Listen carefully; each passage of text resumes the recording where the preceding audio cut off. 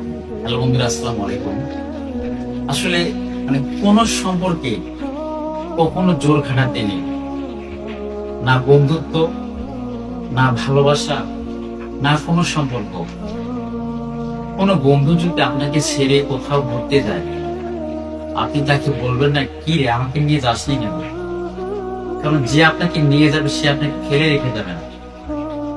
কেউ যদি message seen করে অ্যান্সার না দেয়, তাকে কখনো জিজ্ঞেস করবেন না মেসেজ সিন করিস আবার কথা বলিস না কেন। কারণ যে কথা বলবে সে কখনো মেসেজ সিন করে ধরে রাখবে না।